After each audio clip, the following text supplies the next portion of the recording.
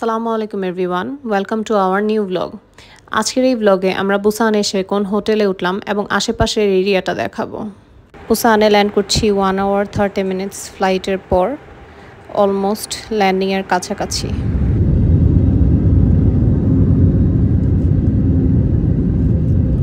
Finally আমরা land করলাম বুসানে, south Korea.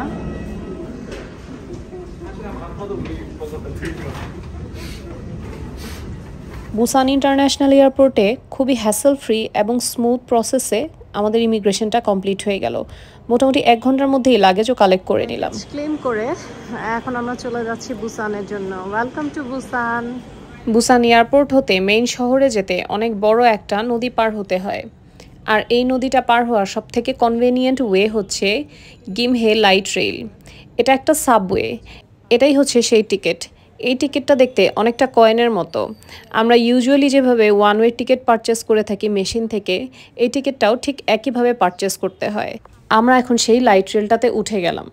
এখানে বলে রাখি, এই লাইট রেলটা শুধুমাত্র ইন্টারন্যাশনাল এয়ারপোর্ট থেকে মেইন শহরে যাওয়ার মাঝখানে যে নদীটা পড়েছে, সেই নদীটা পারাপারের ক্ষেত্রেই ইউজ করা হয়। তাই এখানে দুটা মাত্র বগিই আছে। আমাদের এই লাইট রেলের টিকিট প্রাইস ছিল 1400 won পার পারসন। তবে বলে রাখি, আমরা যখনই কোনো ওয়ান টাইমের টিকিট পারচেস করতে যাই সাউথ কোরিয়াতে, তখন 500 won ডিপোজিট হিসেবে রাখে। প্রতিটা স্টেশনে একটি করে ডিপোজিট উইথড্রয়াল মেশিন থাকে। আমরা আমাদের ট্রাভেল শেষ করার পর সেই উইথড্রয়াল মেশিনে যখন আমাদের কার্ডটা ফেরত দিই, এর পরবর্তীতে কার্ডটা রিসিভ করে তারা আমাদের সেই 500 won ফেরত দিয়ে দেয়। সাউথ কোরিয়াতে এসে আমরা ভরা চেরি ব্লসম পেলাম, যেটা আমরা এক্সপেক্ট করেছিলাম জাপানে স্কেজিউল শো করলেও সেখানে প্রপার টাইমে চেরি ব্লসম হয়নি, আর তাই এখানে দেখতে পেলাম। আমরা লাইট রেল থেকে নেমে আরেকটা সিঙ্গেল জার্নি টিকিট পারচেস করে নিলাম হোটেল এরিয়াতে যাওয়ার জন্য। এখানে প্রাইসিং আর কিউআর কোড দেয়া আছে, আর পেছনে দেয়া আছে প্রসেসটা ইউজের। এটা আমাদের বুসানের hotel, washroom, 2 bed, single bed, TV and আয়না। এই হোটেলের রুমগুলো অনেক ছোট হওয়ার পরেও হোটেলটা নেয়ার দুইটা রিজন ছিল। একটা হচ্ছে বুসান স্টেশন থেকে এই হোটেলটা খুবই কাছে, আর এখানের ফুড। আমি যখন হোটেল বুক করছিলাম তখন ওদের রিভিউয়ে দেখেছিলাম সবাই কমেন্ট করেছিল ওদের ফুডের ব্যাপারে। ওদের এখানে রাইস থেকে শুরু করে কোরিয়ান নুডলস, এক্সট্রা মশালা, ব্রেড, ডিম, মিল্ক, কফি, বাটার, জেলি সব কিছুই যে কোনো সময় এসে রান্নাবান্না করে খেয়ে যেতে পারবে কেউ। ওদের এখানে রান্না করার জন্য সব ধরনের ইনস্ট্রুমেন্টই আছে, oven, stove, cooker, plate, glass. কিন্তু যখন রান্না শেষ হবে এরপর সব কিছু ক্লিন করে নিজেদেরই রেখে যেতে হবে। যে কোনো ট্রাভেলিংয়ের সময় এই ফ্যাসিলিটিসটা অনেক ধরনের হ্যাসেল কমিয়ে দেয়। আমরা এখন আছি বুসান স্টেশনের সামনে। জাপান প্লাস কোরিয়া দুইটা জায়গাতেই তাদের স্পেসিফিক নামের যে স্টেশনগুলো, সেই স্টেশনগুলো অনেক ফেমাস এবং অনেক সুন্দর করে ডেকোরেট করা। যেমন আমরা ওসাকা স্টেশন দেখেছি, ওসাকা স্টেশনটাও খুব সুন্দর। টোকিও স্টেশন দেখেছি, টোকিও স্টেশনটাও দেখার মতো সুন্দর। আর এই হচ্ছে বুসান স্টেশন। আমাদের হোটেল থেকে বুসান স্টেশন অনলি 3 মিনিটসের হাঁটা। এই যে দেখা যাচ্ছে হোটেল টোয়োকো ইন, ঠিক এর পরের হোটেলটাই হচ্ছে আমাদের হোটেল।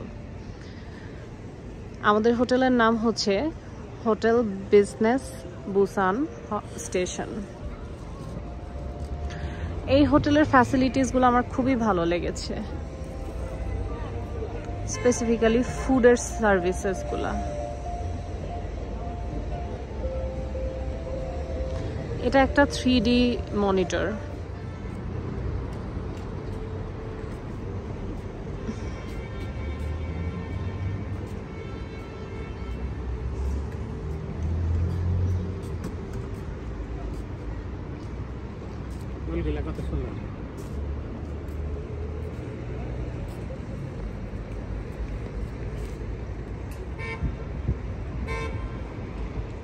বুসান স্টেশনের ঠিক অপোজিটেই দুটো ফেমাস রোড আছে।